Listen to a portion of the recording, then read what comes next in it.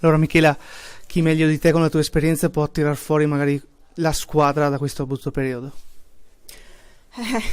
Sì, bastasse un'esperienza, nel senso che adesso non so bene cosa sta succedendo. Abbiamo iniziato il girone di ritorno non proprio nel migliore dei modi. Adesso analizzeremo anche col mister le difficoltà e dobbiamo riprenderci al più presto, quello è sicuro. Mister che ha detto sicuramente c'è solo da lavorare. Beh, quello sì, è l'unica soluzione che c'è. Dobbiamo riprendere un po' la quadra del gioco, dobbiamo aver più voglia, più grinta, dobbiamo essere più cattive sotto porta, abbiamo un sacco di occasioni ma non le sfruttiamo e quindi è chiaro che poi ci sono anche gli avversari e quindi dopo i risultati sono questi. Infatti se concedi tutte queste palle gol e vittorie poi ne prendi una e prendi anche gol, non è positivo. No, perché l'avversario comunque è un avversario tosto, è chiaro che loro combattono sotto i palloni, se noi cominciamo a sbagliare anche sotto porta diventa poi difficile, è chiaro che in 90 minuti un gol ci sta e si può prendere, dobbiamo essere più ciniche noi e sfruttare l'occasione che abbiamo. Adriana, pareggio oggi contro il Padova, guardiamo la prestazione tua perché ultimamente stai rientrando nei tuoi ranghi di buon gioco con tutta la squadra. Oggi non è arrivata la vittoria perché il Vittorio Veneto ha sprecato tantissimo.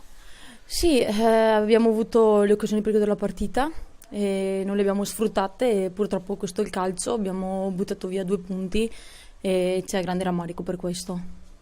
E per quanto riguarda la mia prestazione non ho fatto benissimo, secondo me oggi come un po' in generale la squadra ho sbagliato anche tanti passaggi e sono dispiaciuta per questo e spero di rifarmi nelle prossime partite. C'è sicuramente qualcosa da sistemare in settimana anche tra di voi, magari chiarirvi un attimo su questo periodo per tirar fuori di nuovo chi è il Vittorio Veneto. Sì, sembra che ci siamo un po' smarrite dopo la pausa di Natale, non riusciamo più a trovare la stessa continuità che avevamo prima, sia nel giocare palla ma neanche nella tranquillità di gestire questo tipo di partite e dobbiamo metterci più grinta, più voglia di vincere e ripartire tutti insieme come un gruppo. Allora mister, quando lasci in partita un Padova così, alla fine questi sono i risultati. Sì, Padova ha fatto la sua partita e noi il secondo tempo non abbiamo giocato, siamo entrati in campo pensando di aver già vinto la partita e è una regola del calcio non scritta che chi sbaglia tanto dopo paga e noi abbiamo pagato, ci siamo trovate a tu per tu col portiere 4, 5, 6 volte e non abbiamo sfruttato per errori nostri per bravura del portiere e al 92esimo abbiamo trovato il pareggio, ci deve dare una svegliata una prestazione del genere. Proprio su questo punto mi fermerei, una svegliata sinceramente a tutta la squadra perché sì, ok, non puoi fare un tempo così bene come domenica a Venezia poi perderti così, al di là del fatto delle 2 strepitose patate del portiere del Padova, c'è da chiudere la partita subito.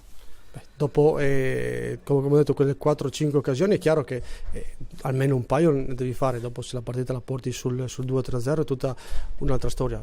Però l'aspetto mentale è che il secondo tempo non si può entrare in campo con quella superficialità e con le gambe molli dove ci sono ancora 45 minuti una squadra avversaria che vuole il pareggio e dopo abbiamo cercato di imbastire qualcosa negli ultimi secondi per riuscire a tirare fuori il risultato, però il calcio è questo, abbiamo sbagliato tanto e loro con un tiro si sono portati a casa un punto. Ora c'è sicuramente farei un gran bel discorso in settimana perché domenica prossima c'è un'altra partita. Sì, discorsi non serve parlare, qua bisogna lavorare e correre, avere voglia tutte quante, tutte eventi, non solo le 11 che scendono in campo, di soffrire, di fare il tifo, di essere unite, perché come abbiamo impattato noi oggi col Padova, c'è anche la Diocese che potrebbe perdere punti in qualsiasi domenica, quindi il campionato è ancora lungo su quella testa, perché il calcio è questo. Cioè. Poi come gioco sinceramente continua a fare il suo il Vittorio Veneto, assolutamente, questo non si può dire di no.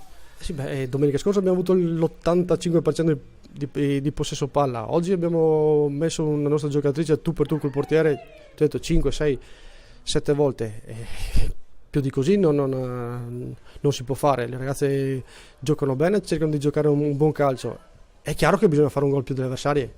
Se prima ci si riusciva in maniera più semplice nel girone d'andata, adesso invece è un attimino più difficoltoso, si va anche a periodi e momenti, quindi speriamo che questo momento passi in fretta per merito nostro, quindi dobbiamo tirarci sulle maniche e lavorare e dopo ricominciare come abbiamo finito il girone d'andata, insomma.